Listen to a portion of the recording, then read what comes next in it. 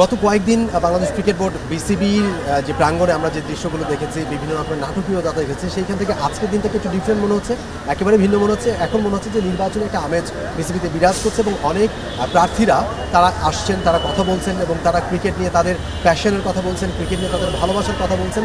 একজন মানুষকে পেয়েছে, তিনিও কিন্তু ক্যাটাগরি 2 থেকে নির্বাচন করছেন ডিরেক্টর পদে, শানিয়ান তারিম।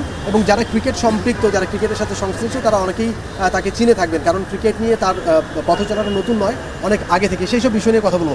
শানিয়ান ভাই, নিশ্চয়ই এখানে এসে এখানে পা রেখে আজকে একটা ডিফারেন্ট ফিল বোধ করছে। গত কয়েকদিন আমরা যেই প্রশ্নগুলো দেখেছি, যে কথাগুলো শুনেছি, আজকে নিশ্চয়ই একটু ভিন্নতা লক্ষ্য করছেন।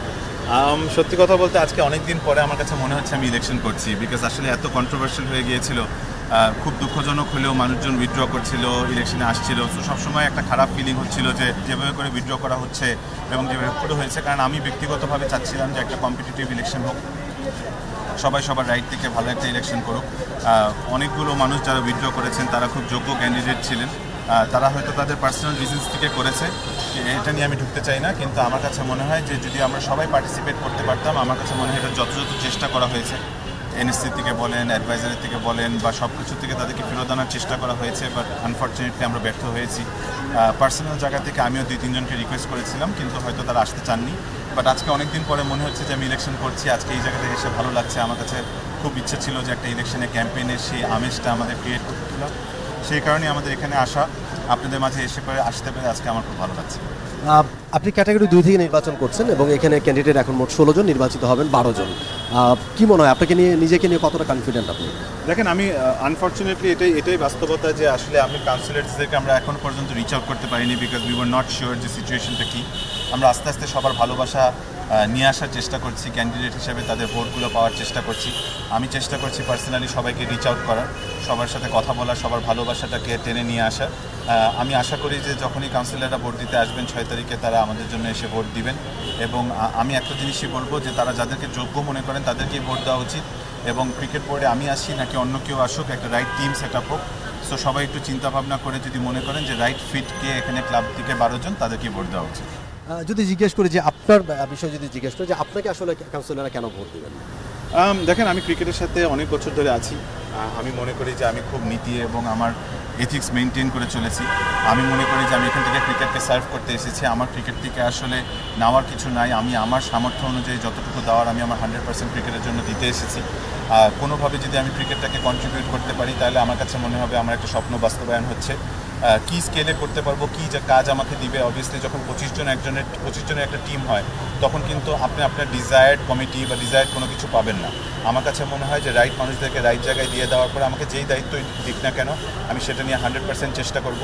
100%-এর জায়গায় যদি আমাকে 120% দেওয়া লাগে, সেটাও আমি চেষ্টা করব। কিন্তু আমি এতটুকু বিশ্বাস করি যে আমি যেই দায়িত্বটাই থাকবো না কেন, আমি আমার 120% দিয়ে কোনো সময় ক্রিকেটের কাজের বাইরে যাব না। আমার কোনো অনৈতিক কোনো কিছু করার এখানে ইচ্ছা নেই। সো ইনশাল্লাহ 4 বছর যদি সুযোগ পাই, আমি আমার 100% চেষ্টা করব। বলেন যে যেখানে আপনাকে দেওয়া হবে সেখানে আপনি কাজ করবেন, বাট নিজের পছন্দের কোনো জায়গা আছে কিনা? আপনি যেহেতু ক্রিকেট নিয়ে দীর্ঘদিন ধরে কাজ করেন, এখানে অনেকে কানাঘোষা করছিলেন যে আরও আগে আপনাদের আসা দরকার ছিল। ক্লাব ক্রিকেটের কাজ করেছেন, বিপিএলের একটা টিমের সাথেও আপনি সম্পৃক্ততা রয়েছে, অনেকেই চেনেন আপনাকে। সেই জায়গা থেকে যদি বলি যে নিজের পছন্দের কোনো জায়গা আছে কিনা? দেখেন, আমার এটার লজিকটা হচ্ছে, আপনি যখন 11 জনের একটা টিম ক্রিকেটে আপনি যখন জমা দেন, তখন আপনার ডিজায়ার্ড পজিশনটা হয়তো ইচ্ছা থাকে আপনার নাম্বার 3-তে আপনি ব্যাটিং করতে চান, কিন্তু দলের স্বার্থে যদি আমার নাম্বার 5-এও আমাকে কাজ করা লাগে, তাহলে আমার কিন্তু নাম্বার 5-এ ব্যাটিং করতে হবে। সো আমি এখানে আসছি 25 জনের টিম নিয়ে। যদি আমরা আসতে পারি ইনশাল্লাহ, তাহলে আমরা 25 জন নিয়ে আসবো। আমি চাইবো যে আমার দিকে যদি কেউ বেটার ক্যান্ডিডেট থাকে আমার ডিজায়ার্ড জায়গাটায়, তাহলে তাকেই দেওয়া উচিত। আমাকে অন্য কোথাও দিয়ে যদি আমাদের টিমের কম্বিনেশনটা ভালো হয়, সেটাই আমার ইচ্ছা।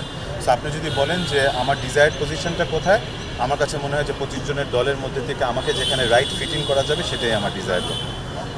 বোর্ডের বেশ কয়েকটা জায়গা আছে খুবই গুরুত্বপূর্ণ, যেমন ক্রিকেট অপারেশনস, এইচপি, কিংবা যদি বলি ডেভেলপমেন্ট।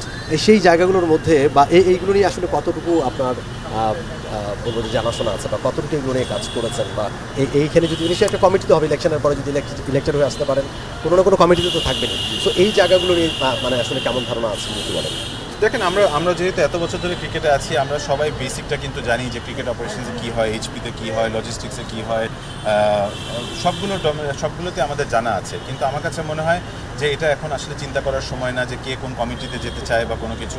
আমাদের এখন কনসেন্ট্রেট করা উচিত পার্টিকুলার ইলেকশন নিয়ে, যে আমরা কীভাবে করে জিতে বিজয় নিয়ে আসতে পারি সেটা নিয়ে চিন্তা করা উচিত। আমি মনে করি যে আমরা যদি 6 তারিখে জিতে আসতে পারি তখনই আমাদের একটা চিন্তা করা উচিত যে আমরা কোন কমিটিতে কাজ করব। তার আগে ওটা মাথায় আনাই উচিত না যে আসলে আমাদের কোন কমিটিতে কী করব না করব।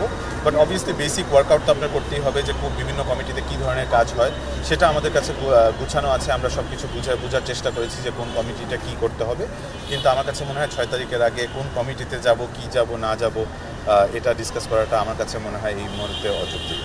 থ্যাংক ইউ সো মাচ, এবং আপনার জন্য অনেক অনেক শুভকামনা যে ইলেক্টেড হয়ে আসতে পারেন আপনি বোর্ডে। অনেক শুভকামনা। Thank you so much. কথা বলছিলেন শাহানান তানিম, এবং তিনি যেমনটা জানাচ্ছিলেন আসলে ক্রিকেট নিয়ে তার নলেজের ব্যাপারটা, কিংবা এই যে কতগুলো ডিপার্টমেন্ট আছে বোর্ডে আসলে যে বিভিন্ন কমিটি হবে, তারপরে সেই কমিটিগুলো আসলে কাজ করতে হবে, প্রত্যেকটা কমিটি যদি ঠিকঠাক মতো কাজ করে ক্রিকেট এগিয়ে যাবে, ক্রিকেটের স্বার্থে আসলে সবাইকে এখানে কাজ করতে হবে, সেই বিষয়গুলো তিনি জানাচ্ছিলেন। এবং আপাতত তাদের ফোকাস হচ্ছে ইলেকশনের দিকে, এবং তিনি কনফিডেন্ট যে আসলে নির্বাচিত হয়ে আসতে পারবেন এবং ক্রিকেটের জন্য কাজ করতে পারবেন।